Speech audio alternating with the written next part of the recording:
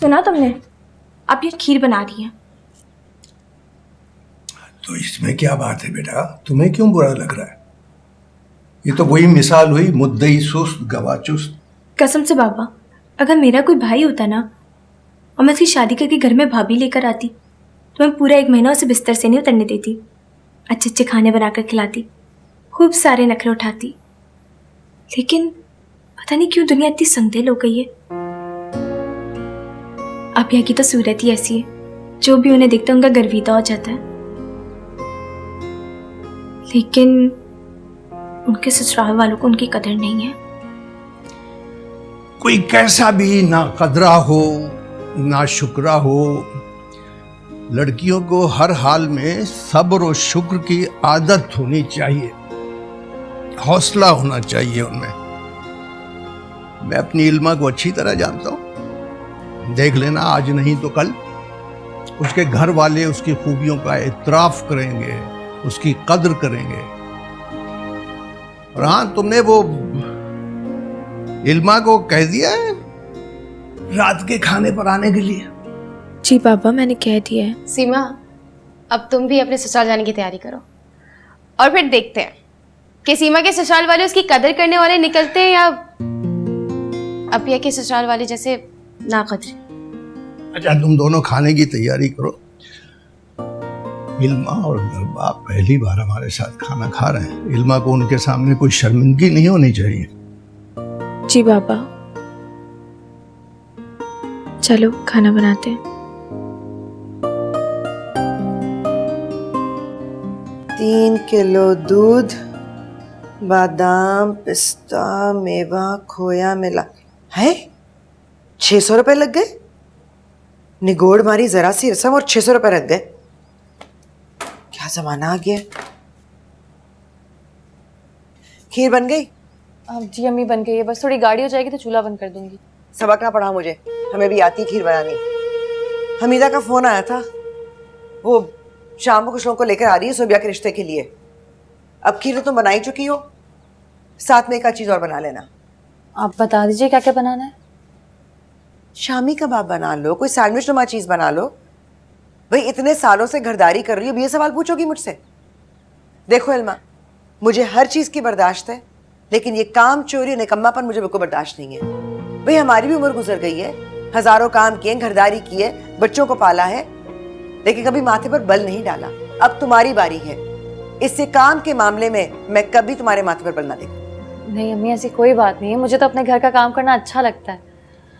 अम्मी, बाबा का फोन आया था, वो मुझे और जरबाब को बुलाया है, कोई ज़रूरी बात करनी है और कह रहे थे रात का खाना भी वहीं पर खा लें। ठीक, सुन लिया मैंने। अब जाओ और जाकर वो करो जो मैंने कहा है।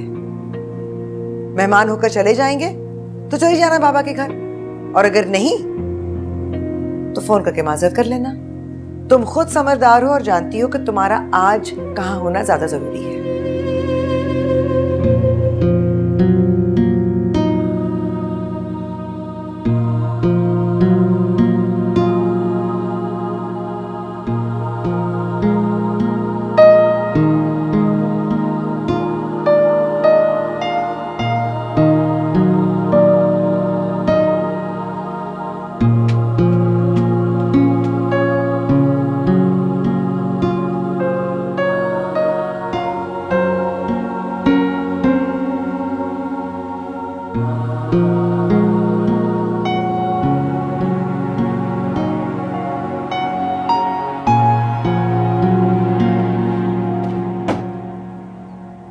अस्सलाम वालेकुम मम्मी।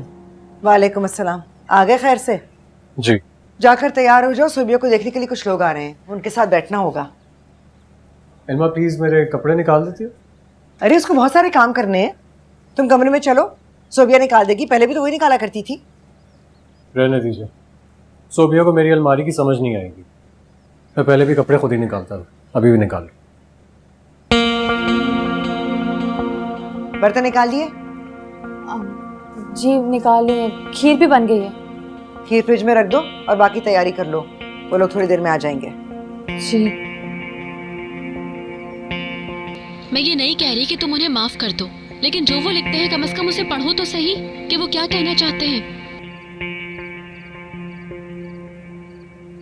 बहन आप कुछ लीजिए ना, आपने तो हाथ ही रोक लिया, सब आप ही के लिए तो बनाया है।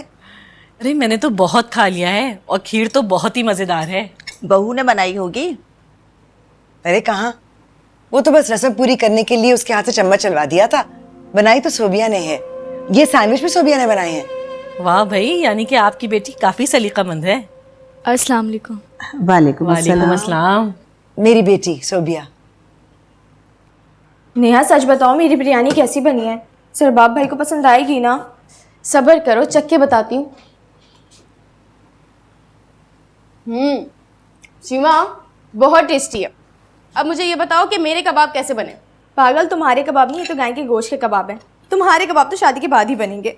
सुनो, पहले मेरी बारी नहीं आएगी, पहले तुम्हारी बारी आएगी।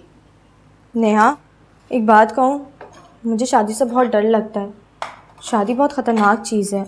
शादी खतरनाक नहीं होती, सास और नंदे खतरनाक होती हैं। वैसे तुम्हें फिक्र करने की ज़रूरत नहीं है, खाला तुम्हारा बहुत ख्याल रखेंगी। आखिर तुम उनकी मरहूम बहन की बेटी जो। अच्छा तुम ये बताओ, आपके के ससुराल वाले कैसे हैं? सीमा, किसी के बारे में इतनी जल्दी थोड़ी कह सकते हैं, लेकिन जहाँ तक मेरा ख्याल है ज़रबाब भाई आदत के तो अच्छे हैं। ज़रबाब भाई बिल्कुल बुद्धू हैं। जो मर्द अपनी औरत की अपने घर में इज्जत नहीं करवा सकता, वो कितनी अच्छी नेचर का क्यों ना हो, कोई फ़र्क नहीं पड़ता। अच्छा सुनो, आप यानी सख्ती से मना किए सारी बातें बाबा के सामने करने से, खामखा डिप्रेस हो जाते हैं वो। ठीक कह रही हो तुम। अच्छा मुझे ये बताओ कि ये अपिया कब आएंगी? पता नहीं कहाँ रह गई हैं।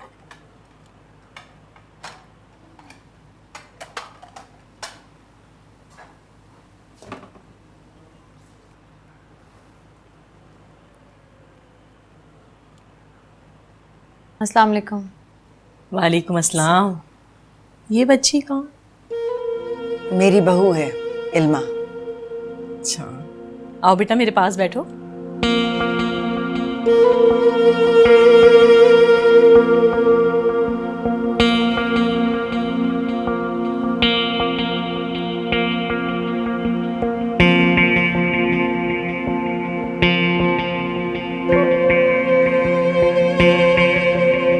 शादी कब हुई? बस कुछ ही दिन हुए। अच्छा अच्छा, ये तुम्हारे हाथ पे क्या हो गया?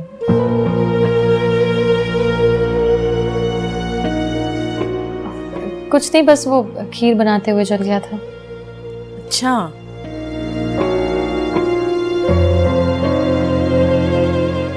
कितनी बहनें हो आप लोग?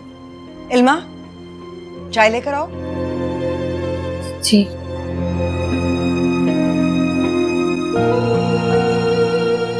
ये आजकल की बच्चियां बस बातें करवा लो, इनसे बातों में लग जाती, सारे काम भूल जाती हैं। वो चाय रखी थी ना चूल्हे पर, वो दूध जलने की बू आ रही थी।